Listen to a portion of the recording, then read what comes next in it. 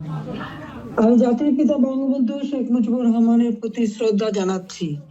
আমি শ্রদ্ধা জানাই জাতীয় চার নেতার প্রতি, ৩০ লক্ষ শহীদের প্রতি, ২ লক্ষ মা বোনের প্রতি। আমি আমাদের মুক্তিযোদ্ধাদের জানাই সশ্রদ্ধ সালাম। জনগণের ভারতের অধিকার, ভোট ও ভারতের অধিকার আদায় করতে যেয়ে যারা জীবন দিয়েছেন তাদের আমি শ্রদ্ধার সাথে স্মরণ করি। ২০২৪ সাল, এই সময় যারা আমাদের আওয়ামী লীগের হাজার হাজার নেতা কর্মীকে হত্যা করা হয়েছে, পুলিশ বাহিনীকে হত্যা করা হয়েছে, সংখ্যালঘুদের হত্যা করা হয়েছে, তাদের বাড়িঘর লুটপাট, মসজিদ, দরবার, দরগা শরীফ, মন্দির, গির্জা, প্যাগোডা ধ্বংস করা হয়েছে। আর আমাদের আওয়ামী লীগের সম্পূর্ণ জেলা, উপজেলা, ইউনিয়ন পর্যায় পর্যন্ত বাড়ি ঘর, ব্যবসা প্রতিষ্ঠান অগ্নিসংযোগ করা হয়েছে, প্রতিটি প্রতিষ্ঠান অগ্নিসংযোগ করা হয়েছে, লুটপাট করা হয়েছে। আর এই থানাগুলিতে আগুন দেওয়া হয়েছে, পুড়িয়ে পুলিশ হত্যা করেছে।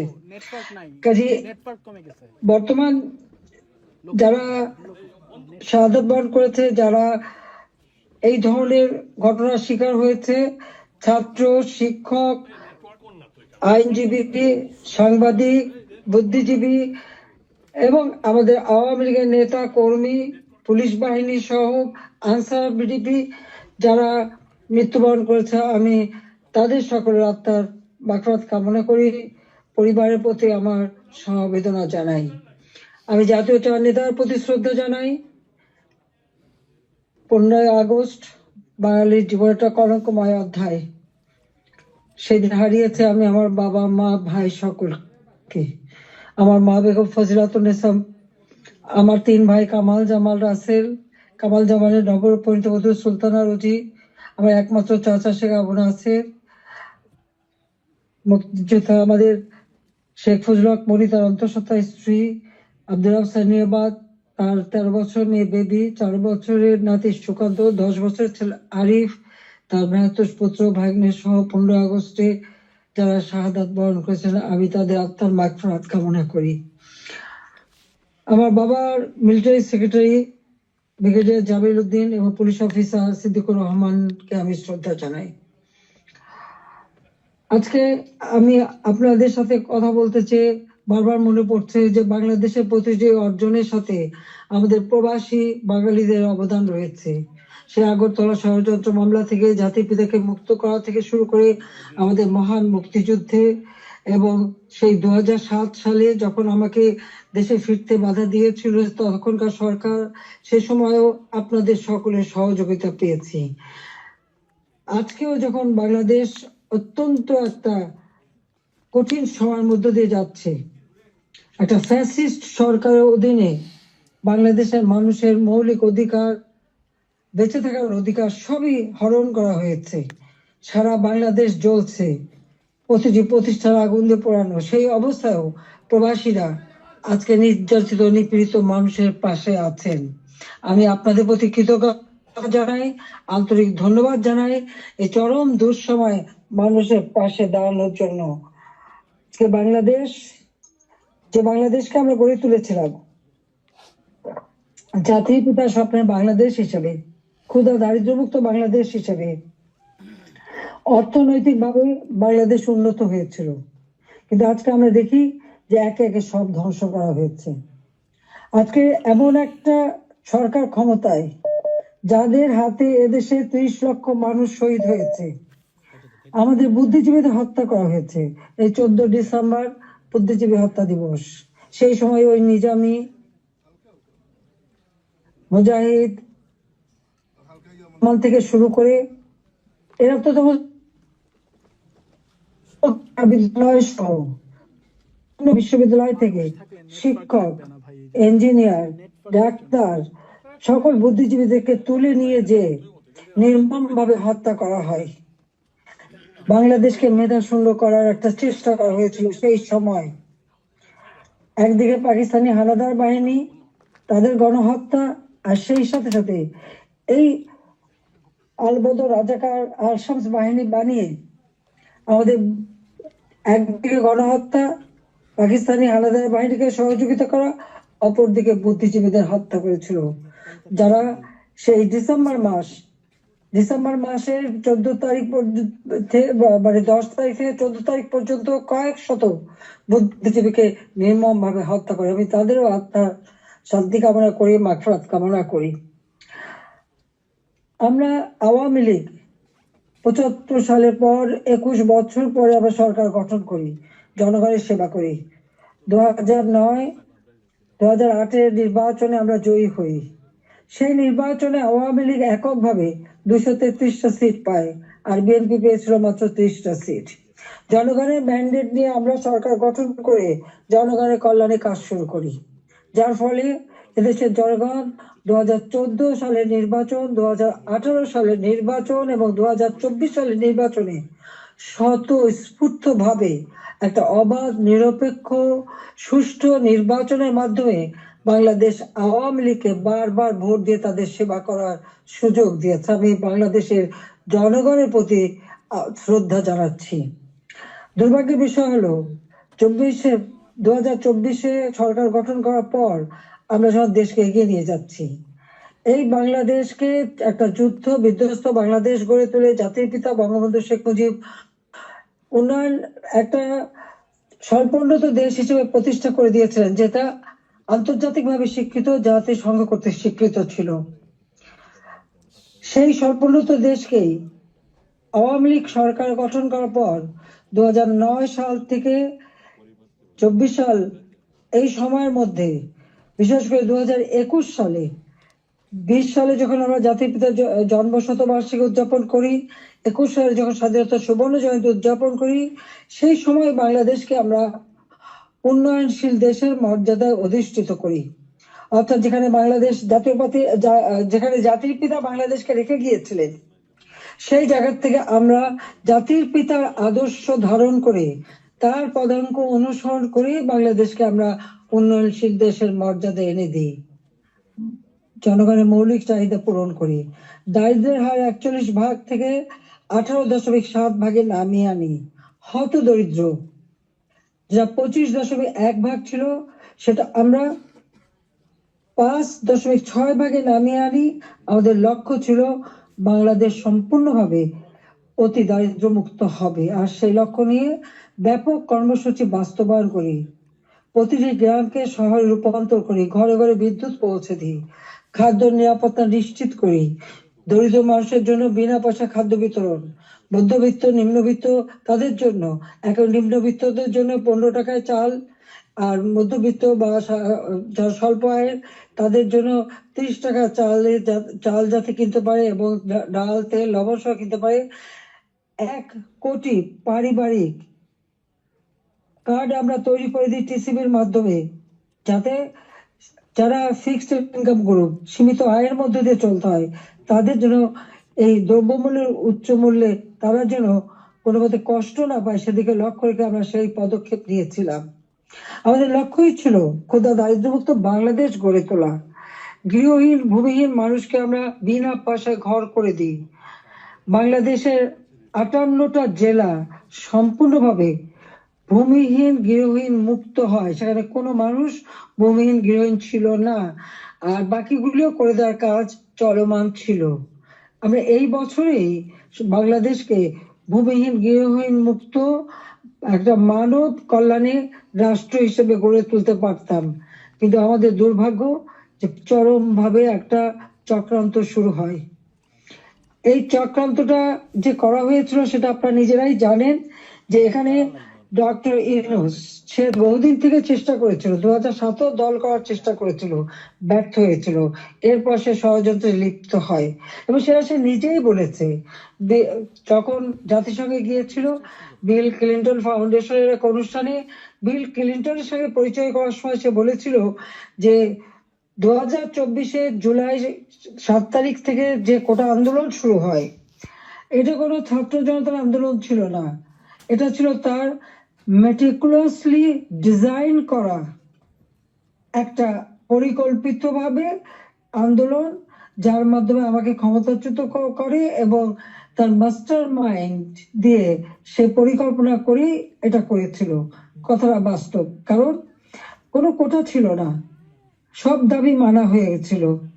কিন্তু দাবি মানার পরেও কেন আন্দোলন চলে, আর এই আন্দোলনের কোনো নেতা কিন্তু খুঁজে পাওয়া যায়নি। যেখানে যেটা গভীর চক্রান্ত সেটা বোঝাই যাচ্ছিল। এই চক্রান্তটা সে মেটিকুলাসলি করেছিল। তার চক্রান্ত 1, 2, 3 অর্থাৎ ABC, এভাবেই এভাবেই তার পরিকল্পনা করা। প্রথমে আন্দোলন সে সফল করলো, এরপর সব জ্বালা পোড়াও। জাতির পিতা বঙ্গবন্ধু স্মৃতি জাদুঘর, ওই ছবিটুকু তো আমরা 2 বোন পেয়েছিলাম। আমরা তো ভোগের জন্য নেইনি, জনগণকে এই সম্পদ দান করেছিলাম। সেই বঙ্গবন্ধু ভবন, স্মৃতি জাদুঘর আগুন পড়ায় একসাথে, ওই লাইনে 9টা বাড়ি পড়ায়, 4টা মানুষ পড়ে মারা যায়। খালি এখানেই না, সারা বাংলাদেশ আগুন দিয়ে জ্বালায় তারা। সেই মেট্রো, ওই ইউনূসের একজন সমন্বয়ক, সে সে নিজেই স্বীকার করেছে পুলিশ হত্যা এবং মেট্রো রেলে আগুন না দিলে নাকি তাদের বিপ্লব সফল হতো না।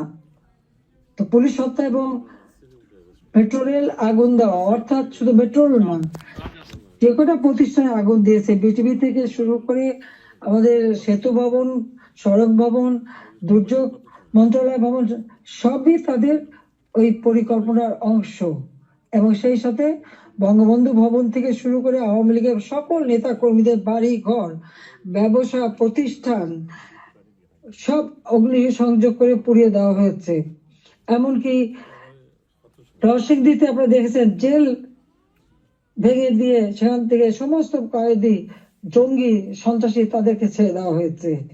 শুধু তাই না, ইউনূস ক্ষমতা এসে যত জঙ্গি সন্ত্রাসী ছিল তাদেরকে তারা ছেড়ে দিয়েছে, মুক্ত করেছে। এমনকি 21শে আগস্ট গ্রেনেড হামলা যারা আসামি তাদেরকে ছেড়ে দিয়েছে।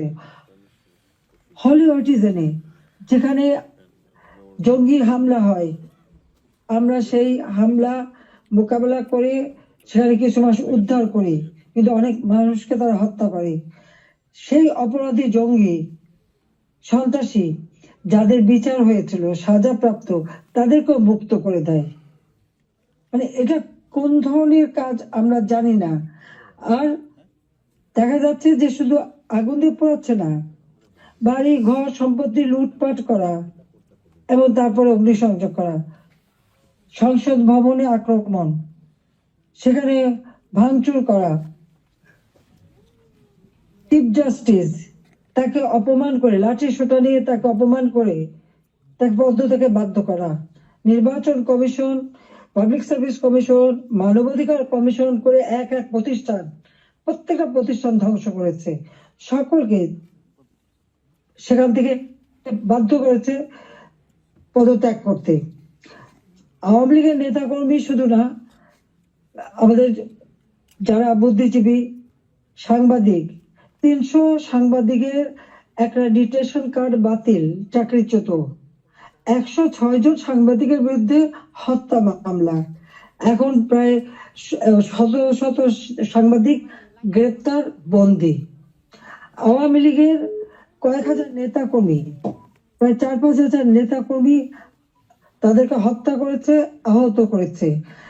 পুলিশ 3000-এর মতো পুলিশ পুলিশকে হত্যা করেছে। আনসার 40 জন আনসারের কোনো খবরই নাই, তাদের গুম হয়ে গেছে, তারা আর বাড়ি ঘরে আসতে পারে না, জানেও না তারা কোথায় আছে। তাদেরকে মেরে তাদেরকে লাশ পর্যন্ত গুম করে দেওয়া হয়েছে। ব্যবসায়ী, সাংবাদিক, সংস্কৃতি কর্মী, পেশাজীবী প্রত্যেকের বিরুদ্ধে মিথ্যা মামলা আর হত্যা মামলা। আমি জানি না পৃথিবীর কোন দেশে এত হত্যা মামলা হয় কিনা। আমার নিজের একার বিরুদ্ধেই তো বোধহয় 250 মামলা, তাও আবার হত্যা মামলাই অধিকাংশ। একদিকে হত্যা মামলা দিয়েছে এবং আমাদের যত নেতা কর্মী তাদেরকে গ্রেপ্তার করেছে। গ্রেপ্তার করবার পর যখন কোর্টে নেয়, তাদের উপর হামলা করা হয়। এটা তো পৃথিবীতে আমরা কোনোদিন দেখিনি। আপনারা জানেন যে এমনকি একজন সাধু, চিন্ময় কৃষ্ণ দাস, তাকে গ্রেপ্তার করা হলো, কিন্তু তার পক্ষে আইনজীবী দাঁড়াতে পারবে না, এটা কোন ধরনের বিচার? যে একজন আসামির পক্ষে আইনজীবী দাঁড়াতে পারবে না? যদি কোনো আসামি আইনজীবী না দিতে পারে তো এটা সরকারের দায়িত্ব আইনজীবী নিয়োগ দিয়ে দেওয়া ন্যায় বিচারের স্বার্থে। বাংলাদেশে ন্যায় বিচার নাই, এবং তার পক্ষে দাঁড়ালো কেন? সেই জন্য আইনজীবী পিটিয়ে হত্যা করা। এবং তাদের এবারে আমরা একটা অদ্ভুত ব্যাপার দেখি যে মানুষকে পিটিয়ে হত্যা করা। মানুষ কেন? অবলা পশুও রেহাই পায় না। আওয়ামী লীগ নেতার বাড়িতে তাকে পায়নি বলে তার বাড়ির পালা গরু, সেই গরুকেও তারা কিভাবে পিটিয়ে হত্যা করেছে এই জামাত শিবির এবং আমাদের ইউনূস সাহেবের মানে সন্ত্রাসী ক্যাডাররা, সেটা নিশ্চয়ই আপনারা ভিডিওতে দেখেছেন। ছাত্রলীগের নেতাকে পায়নি, তার মা নামাজ পড়ছিল, তার মাথায় বাড়িতে তাকে সেখানে মেরে ফেলেছে। যুবলীগের নেতা এই মৌলভীবাজারে গত কালকের ঘটনা, 7 তারিখে সেখানে আগুন দিয়ে যুবলীগ নেতার মা এবং চাচিকে পুড়িয়ে হত্যা করেছে। 250-র উপর থানা যখন অগ্নিসংযোগ করেছে, লুটপাট করেছে, পুলিশ ভিতরে তাদেরকে পুড়িয়ে মেরেছে, পিটিয়ে মেরেছে। এমনকি একটা অন্তঃসত্ত্বা পুলিশ হাত পা ধরেছে যে ভাই আমাকে মারবেন না, আমার পেটে বাচ্চা। তাদের কথা কান দেয়নি, তাদেরকে পিটিয়ে পিটিয়ে হত্যা করেছে। সরকারি কর্মচারীদের উপরও পর্যন্ত নির্যাতন চলছে। কর্মকর্তা কর্মচারীদের হয়রানি, গ্রেপ্তার, মামলা দিয়ে চাকরিচ্যুত অথবা ওএসডি করা হচ্ছে। এটা জানি না রিমান্ডে নিয়ে নির্যাতন করছে। আমাদের আওয়ামী লীগের নেতা থেকে শুরু করে সকলকেই রিমান্ডে নেওয়ার পর তাদের উপর অকথ্য অত্যাচার হচ্ছে, নির্যাতন করা হচ্ছে। চরম মানবাধিকার লঙ্ঘন চলছে বাংলাদেশে, চরম একটা ফ্যাসিস্ট সরকার। আমার বিরুদ্ধে কথা বলা হয় আমি নাকি ফ্যাসিস্ট ছিলাম, আমি নাকি স্বৈরাচারী ছিলাম। তা আমি একটা প্রশ্ন করি, আমার সময় তো সংবাদপত্র, টেলিভিশন, রেডিও, সোশ্যাল মিডিয়া সবই তো সম্পূর্ণ স্বাধীনতা ভোগ করেছে। যার যখন যেরকম আলোচনা করা দরকার করেছে, টক শোতে যত রকমের সমালোচনা করা তারা করেছে। রেডিও, টেলিভিশন, সংবাদপত্র সবই তো স্বাধীন ছিল। কই এখন তো তারা কোনো নিউজ দিতে পারে না। প্রত্যেক জায়গায় ইউনূসের ওই ইউনূস তো নিজেই একটা মাস্টার মাইন্ড খুনি, তার এজেন্ট সব জায়গায় আছে। প্রত্যেক জায়গায় তারা ঠিক করে দেয় কোন সংবাদ যাবে কোন সংবাদ যাবে না। এই যে বাংলাদেশে এত ঘটনা ঘটে যাচ্ছে, প্রায় 1 কোটির মতো প্রতিষ্ঠান শুধু অগ্নিসংযোগ করে ধ্বংস করা হয়েছে। ইন্ডাস্ট্রি, হোটেল, 5 স্টার হোটেল থেকে শুরু করে কোনো কিছু বাদ যায়নি তাদের আক্রমণ থেকে। কেউ কি কোনো সে একটা নিউজ দিতে পেরেছে? কেউ কি কোনো সংবাদ দিতে পেরেছে? কেউ কি বিচার চাইতে পেরেছে? বিচার চাওয়ারও সুযোগ নেই, থানায় মামলা দেওয়ার সুযোগ নেই। মামলা শুধু সেটুকু হবে যেটুকু তারা বলে দেবে সেইটুকু। ন্যায় বিচার পাওয়ার অধিকার মানুষের নাই। উচ্চ আদালত থেকে শুরু করে সর্বক্ষেত্রে দলীয়করণ, চরম ভাবে দলীয়করণ। বলছে বৈষম্য বিরোধী আন্দোলন, এখন তো দেখা যায় সব জায়গায় বৈষম্য সৃষ্টি করা হচ্ছে। আমি একটা কথাই বলতে চাই, যে সমস্ত অপবাদগুলি দেওয়া হয়েছে সবাই একটু তুলনা করে দেখুন যে আওয়ামী লীগ সরকারে থাকতে মানুষ কিভাবে স্বাধীনতা ভোগ করেছে। সেটা সোশ্যাল মিডিয়া হোক, তাদের বক্তব্য হোক, মিটিং মিছিলে হোক, সবকিছুতে অধিকার ছিল। আমরা তো সেখানে হস্তক্ষেপ করিনি। কিন্তু আজকে কি আওয়ামী লীগের একটা নেতা কর্মী রাস্তায় নামতে পারে না, রাস্তা দিয়ে হেঁটে যাচ্ছে, একজন বলে দিল উনি আওয়ামী লীগের কর্মী, সঙ্গে সঙ্গে তাকে এক কোপ দিয়ে হাত ফেলে দিল, কেটে ফেললো। কোন দেশে বাস করি আমরা? কি অপরাধ! আর সেই সাথে দেখা গেল কি এই অপরাধীদের দায় মুক্তি দেওয়া হলো। জুলাই 15 তারিখ থেকে এ পর্যন্ত যাদের হত্যা করা হয়েছে,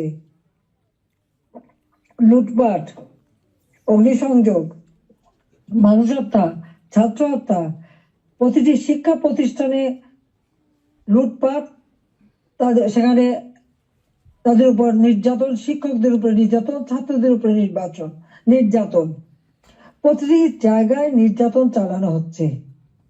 আপনি কি একবার ভাবতে পারেন শিক্ষক গুরুজন। শিক্ষককে দেখলে ছাত্ররা ভয় পায়, সমীহ করে। আর আমরা কি দেখলাম আমাদের মানে নোবেলের আমলে? আমরা দেখলাম ছাত্ররা শিক্ষকদের অপমান করছে, অধ্যক্ষকে পদ থেকে বাধ্য করছে, ছাত্রীরা প্রিন্সিপালকে গাছের সাথে বেঁধে রাখছে, ছাত্রছাত্রীরা টিচারের গলায় জুতোর মালা পরাচ্ছে, গালে থাপ্পড় মারছে। এটা কোন ধরনের আচরণ এই কোমলমতি শিক্ষক ছাত্রছাত্রীদের শেখানো হচ্ছে? এদের ভবিষ্যৎটা কি? এরা কি আবার ভবিষ্যতে কোনোদিন বলে বসবে তুমি আমার বাবা না, রিজাইন করো, যেমন শিক্ষকদের রিজাইন করিয়েছে? কোনদিন মাকে বলবে তুমি আর আমার মা না, তুমি এখন রিজাইন করো, মাতৃত্ব থেকে রিজাইন করো, পিতৃত্ব থেকে রিজাইন করো? সেটাই হয়তো বলে বসবে। এটা কি অভিভাবকরা দেখে না? এটা কি ধরনের এই জাতিকে কিভাবে গড়ে তুলছে, সেটাই আমার প্রশ্ন। আমরা তো শিক্ষা দীক্ষা সব দিক থেকে সুযোগ করে দিয়েছি, আমরা শিক্ষা বৃত্তি দিয়েছি, বয়স্ক ভাতা, বিধবা ভাতা, প্রতিবন্ধী ভাতা, মুক্তিযোদ্ধা ভাতা দিয়েছি, সব বন্ধ, সব বন্ধ করে দিয়েছে। আজকে হাহাকার। বাংলাদেশে আওয়ামী লীগ সরকার আমলে কোনো মানুষ ভিক্ষা করতে হতো না। হ্যাঁ, কিছু প্রফেশনাল ভিখারি ছিল, সেটা আলাদা, কিন্তু মানুষকে তো ওইভাবে খাবারের জন্য হাহাকার করতে হতো না। মানুষ তো অন্তত 3 বেলা খাবার পাচ্ছিল, আজকে সেটাও পায় না। আপনারা দেখেন গরিব মানুষগুলি দিনমজুর, কাজ পায় না, বেকারত্ব বেড়ে যাচ্ছে, যুবকরা কোনো কাজ পাচ্ছে না। আমরা ডিজিটাল বাংলাদেশ করেছি, আমরা ট্রেনিং দিচ্ছি, কম্পিউটার ট্রেনিং এবং ইনকিউবেশন সেন্টার করে দিয়েছি, হাইটেক পার্ক করেছি, বঙ্গবন্ধু স্যাটেলাইট 1 উৎক্ষেপণ করেছি, কর্মসংস্থান গ্রাম পর্যায়ে পর্যন্ত ওয়াইফাই কানেকশন, ব্রডব্যান্ড কানেকশন আমরা দিয়েছি, মানুষ কাজ করে খেতে পারে, ট্রেনিং দিচ্ছি। আর এখন বিদ্যুৎ নাই, কেউ কাজ করতে পারে না, প্রত্যেকটা গ্রামকে শহরে রূপান্তর করেছি, আমরা রাস্তাঘাট পুল ব্রিজ সব করেছি। এখনো বলে এই বড় বড় মেগা প্রজেক্ট, এটা দুর্নীতি খুঁজবে। হ্যাঁ, আমি চ্যালেঞ্জ দিচ্ছি, দুর্নীতি খুঁজে বের করুক। মানি লন্ডারিং এর কথা একজনে, আমি দেখলাম এক কমিটি বানিয়েছে, তারা বলে দিল অর্থনীতির বিষয়ে। আমার প্রশ্ন, মানি লন্ডারিং এর খোঁজ করবেন? সবার আগে ওই ইউনুসের মানি লন্ডারিং এর খোঁজটা করুন।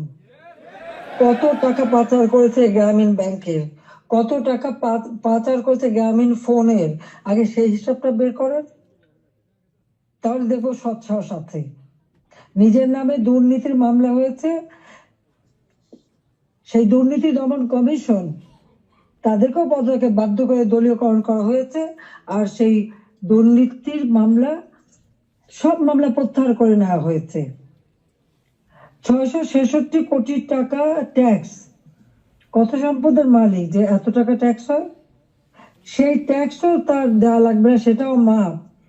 নিজের ট্যাক্স মাপ করিয়ে নিয়ে, নিজের দুর্নীতি মামলা প্রত্যাহার করে নিয়ে অন্যের দুর্নীতি খুঁজতে যাওয়া আর অন্যকে ট্যাক্স দেওয়ার জন্য আবেদন করা, এটা কোন ধরনের মানসিকতার, কোন ধরনের খেলা? বা এটা তো জাতির সাথে তামাশা করা, সেটা একটা তামাশা করছে, এটাই আমার মনে হচ্ছে। আজকে বিচার নেই, মানুষ ন্যায় বিচার থেকে বঞ্চিত, আজকে মানুষের পেটে খাবার নেই, আজকে চারিদিকে হাহাকার, মানুষের কথা বলার অধিকার নেই, রাজনীতি করার অধিকার নেই। আমাদের আওয়ামী লীগ কোন অপরাধটা করেছে? বাংলাদেশের মানুষের যতটুকু অর্জন আওয়ামী লীগের হাত দিয়েই, সেই বাংলা ভাষায় কথা বলার অধিকার থেকে শুরু করে স্বাধীনতা অর্জন, বিজয় অর্জন, এই 16ই ডিসেম্বর আমাদের বিজয় দিবস, এই বিজয় অর্জন সবই আওয়ামী লীগের হাত ধরে। বাংলাদেশে কে একটা যুদ্ধ বিধ্বস্ত দেশ, একটি প্রদেশকে রাষ্ট্রে উন্নীত করা, এটাও আওয়ামী লীগের দ্বারা। স্বল্পোন্নত দেশ থেকে আজকে উন্নয়নশীল দেশের মর্যাদা, এটাও তো আওয়ামী লীগ অর্জন করে দিয়েছে। প্রবাসী যারা আছেন, আওয়ামী লীগ সরকার আগে আপনারা প্রবাসী ছিলেন, বাংলাদেশ কোথায় ছিল? সেই সময় আপনারা মানুষের কাছে গেলে কিভাবে, মানুষ তো করুণার চোখে দেখতো। জাতিপিতা বলেছিলেন ভিক্ষুক জাতির কোনো ইজ্জত থাকে না, তাহলে ভিক্ষুক জাতি হতে চায়নি, আত্মমর্যাদাশীল জাতি হিসেবে বাংলাদেশকে গড়তে চেয়েছিলাম, আর সেভাবে গড়েছিলাম। আপনারা নিজে একবার চিন্তা করে দেখেন, আমি সরকারি থাকতে বাংলাদেশ শুনলে পৃথিবী কি বলতো? পৃথিবী বলতো বাংলাদেশ উন্নয়নশীল দেশ, বাংলাদেশ একটা উন্নয়নের মডেল, বাংলাদেশের উন্নয়ন একটা বিস্ময়। বাংলাদেশের মানুষ যেখানে যেত মর্যাদা পেত। আমরা নিজস্ব অর্থায়নে পদ্মা সেতু নির্মাণ করে বাংলাদেশকে দেখিয়ে দিয়ে এবং সারা বিশ্বকে দেখিয়েছি বাংলাদেশ পারে, অসাধ্য সাধন করতে পারে, সেটা আমরা দেখিয়েছিলাম।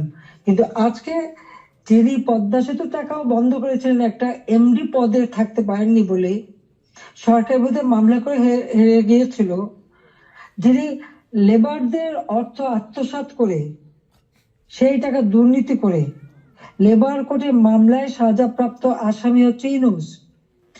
লেবার কোর্টে তার সাজা হওয়ার পর সে যখন জামিনে আবেদন করে সে কিন্তু জামিন পেয়েছিল, সরকারের পক্ষ থেকে কিন্তু বাধা দেওয়া হয়নি। কিন্তু আজকে দেখেন আপনারা, হাজার হাজার আওয়ামী লীগের নেতা কর্মী প্রায় 30,000-এর মতো মামলা দিয়েছে।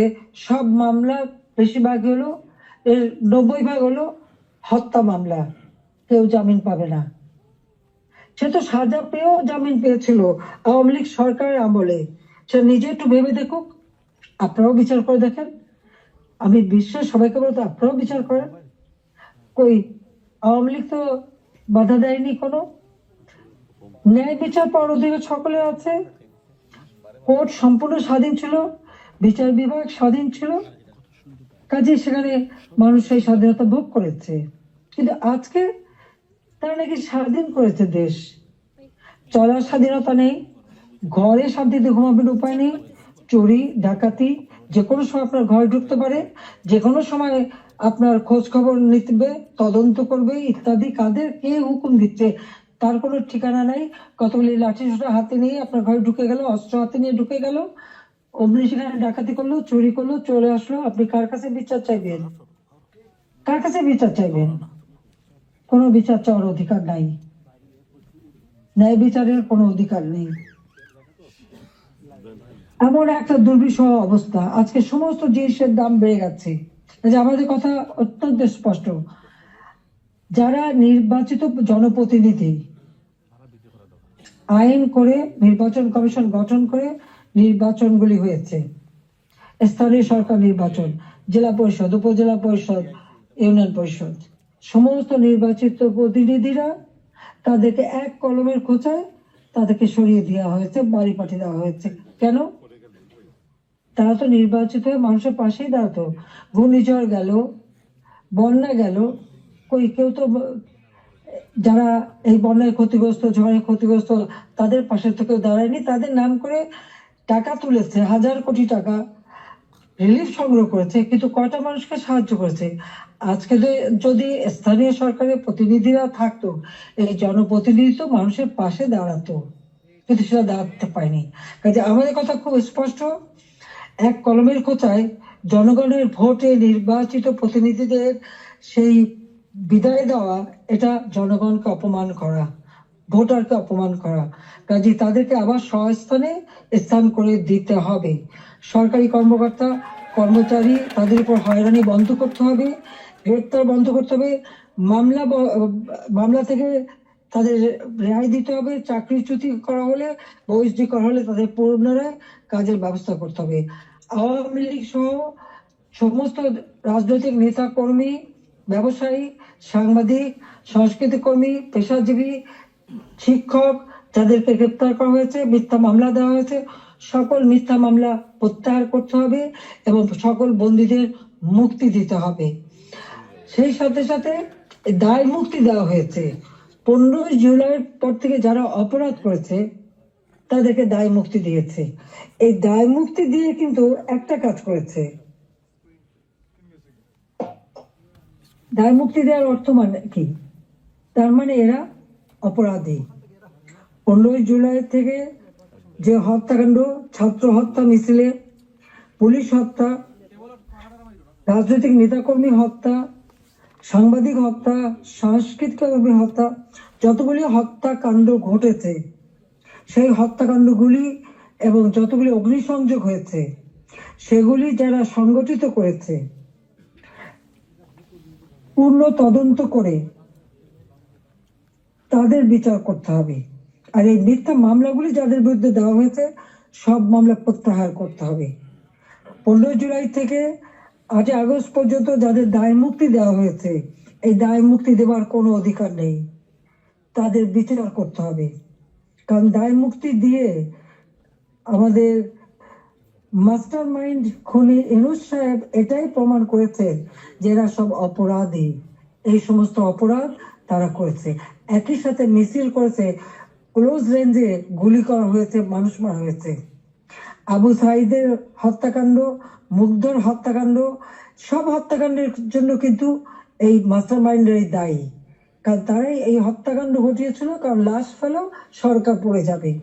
হ্যাঁ, আমি যদি আরো শক্তি প্রয়োগ করতাম অনেক লাশ পড়তো, আমি সরে আসতাম না। কিন্তু আমি তো লাশের উপরে লাশ ফেলতে চাইনি, আমি তো চাইনি মানুষ আরো জীবন দিক। কারণ আমি তো স্পষ্ট দেখতে পাচ্ছি যে পরিকল্পিতভাবে হত্যা হচ্ছে। পুলিশকে খামাখা দোষারোপ দিচ্ছে, পুলিশকে তো রাবার বুলেট ব্যবহার করেছে এবং যখন পুলিশকে মেরে ঝুলানো হয়েছে তখন তারা তাদের জীবন বাঁচাতে চেষ্টা করেছে। এটা কিন্তু একটা ইউনিভার্সাল সিস্টেম, এটা বিশ্বব্যাপী আছে, তাদেরও আত্মরক্ষার সুযোগ আছে। কিন্তু যারা এভাবে পিটিয়ে পিটিয়ে হত্যা করলো, যারা আগুন জ্বালিয়ে দিয়ে পুড়িয়ে হত্যা করলো, তাদের বিচার কেন হবে না?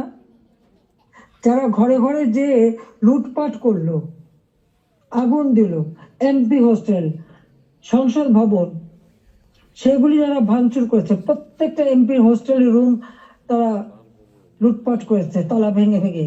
প্রথমে চুরি করেছে, লুটপাট করেছে ছাত্র নামধারী, তারপরে সেখান থেকে পরে পুলিশে দিয়েছে। প্রত্যেকটা বাড়ি বাড়ি যে হামলা, লুটপাট। আমাদের তো কিছুই নেই, গণভবন লুটপাট, আমি তো গণভবন ছেড়ে দিয়ে আসছি। আমরা দেখলাম ইউনূস সাহেব নিজেই তার সমন্বয়কদের নিয়ে চলে গেছেন গণভবনে, কাজে লুটপাটের কিছু ভাগ বটরা নেওয়ার জন্য। সেখানেও যা যায় উনিও সেই লুটপাট করেছেন। কাজে এই লুটেরা এখন দেশ লুট করছে। শেয়ার মার্কেটে লক্ষ কোটি টাকা পাচার হয়ে গেল, কোথায় গেল ওই টাকা? ব্যাংকগুলি এক এক করে সব বসে যাচ্ছে। কেন? অর্থনীতিকে এভাবে কেন ধ্বংস করলো? যেখানে মাথা পিছু আয় আমরা বাড়িয়েছিলাম, আমরা আজকে আন্তর্জাতিকভাবে স্বীকৃত যে বাংলাদেশ উন্নত হচ্ছে, 35তম অর্থনীতির দেশ আমাদের লক্ষ্য ছিল। আমরা প্রকৃতপক্ষে এটা 25তম আমরা করে ফেলেছিলাম। আমরা আরো উন্নত করতাম, 26 সালের মধ্যে বাংলাদেশ আরো এগিয়ে যেত। 41 সালের মধ্যে বাংলাদেশকে আমরা একটা আধুনিক স্মার্ট বাংলাদেশ গড়ে তুলব, সেই লক্ষ্য নিয়ে আমরা কাজ করছিলাম। কেন বাংলাদেশকে এই বাংলাদেশের অগ্রযাত্রা ব্যাহত করা হলো, সেই জবাব এই খুনি ইউনূস, ফ্যাসিবাদ, স্বৈরাচার, তাকে দিতে হবে। সেই জবাব তাকে দিতে হবে, তার ওই মাস্টার মাইন্ড এবং তার সমন্বয়কদের দিতে হবে, তার উপদেষ্টাদের দিতে হবে। শুনি কোনো কোনো বলে হাসিনার বিচার করবে। কি বিচার করবে? আমি তো কি অন্যায় করেছি? গরিবের পেটে ভাত দিয়েছি, এটা অন্যায়? দারিদ্র মুক্ত করেছি, এটা অন্যায়? জনগণকে কথা বলার সুযোগ দিয়েছি, ভোটের অধিকার ফিরিয়ে দিয়েছি, হত্যাকুশ ষড়যন্ত্র রাজনীতি বন্ধ করেছি, এইগুলি আমার অন্যায়? আমার হাত দিয়ে তো কোনো খুন হয়নি, আমি তো মানুষের জীবন নিতে আসিনি, আমি মানুষের জীবন দিয়েছি, জীবন উন্নত করেছি। যারা জীবন নিয়েছে, যারা হত্যাকাণ্ডের সঙ্গে জড়িত, তাদের বিচার হবে। এবং সংবিধানের 7ম অনুচ্ছেদের খ অনুযায়ী কেউ যদি অবৈধভাবে ক্ষমতা দখল করে তার বিচার হয়। একজন জনপ্রতিনিধি আর একজন জনপ্রতিনিধির কাছে ক্ষমতা হস্তান্তর করতে পারে। আমি তো সেই সুযোগ পাইনি। হ্যাঁ, আমি সরে এসেছিলাম যেন লাশের উপরে লাশ না পড়ে, সেই জন্য। দুর্ভাগ্যের বিষয় যে থামেনি। একদিন ইনশাআল্লাহ সেই দিন আসবে, এই খুনিদের বিচার একদিন বাংলা মাটিতে হবেই হবে। কারণ আমরা করি, সেটা আমরা করব। যেমন যুদ্ধ অপরাধীদের বিচার করেছি, 15 আগস্টের হত্যাকারীদের বিচার করেছি। আমি জানি এই যুদ্ধ অপরাধীদের বিচার করেছি বলেই আমার বিরুদ্ধে মামলা এবং আইসিটিতে ওই আন্তর্জাতিক যে ট্রাইব্যুনাল আমরা করেছিলাম যুদ্ধাপরাধীদের বিচার করতে, আজকে সেই কোর্ট করে সেখানে আমার মামলা হবে, সেখানে আমার বিচার হবে কেন? সেই সময় যুদ্ধাপরাধীদের যে ডিফেন্সে ছিল তাকেই করেছে চিফ প্রসিকিউটর এই আইসিটির। আর জামাতের একটা দল হয়েছিল এবি পার্টি, সেই পার্টির যে একজন প্রেসিডেন্ট ছিল সে হয়ে গেছে এই আইসিটির চেয়ারম্যান। তো সেখানে ন্যায় বিচার কি করে হবে? আর এটা কিভাবে করে? এটাও তো একটা বিচারের একটা নর্মস তাতে পড়ে না, কিন্তু গায়ের জোরে সব করবে তারা, কারণ তাদের হাতে অস্ত্র আছে, লাঠি আছে, পেটোয়া বাহিনী আছে, সন্ত্রাস বাহিনী আছে, সেটা দিয়েই তারা এই বিচার করতে চায়, এটাই তারা করবে, এটাই তাদের লক্ষ্য। যাক, আমি অনেক সময় নিলাম, আপনারা ধৈর্য ধরে আমার বক্তব্য শুনেছেন, আমি আপনাদেরকে আন্তরিক ধন্যবাদ জানাই। ইনশাল্লাহ এই বিজয়ের মাস আমাদের, এই অন্ধকার কেটে যাবে, নতুন সূর্য উদিত হবে, বাংলাদেশ আবার উন্নয়নের পথে এগিয়ে দেবে। এই ফ্যাসিস্ট খুনি পরিকল্পিতভাবে যে আমাদের দেশকে ধ্বংস করছে, এই খুনি ইউনূস এবং তার যে চালাচামুন্ডা সন্ত্রাস বাহিনী, তার উপদেষ্টা, তার সমন্বয়ক, ইনশাআল্লাহ বাংলাদেশের জনগণই তাদের বিচার করবে, সে বিচার হবে, এটা অবশ্যই হবে আমি বলতে পারি, কারণ আমরা ন্যায়ের পথে আছি, সত্য পথে আছি।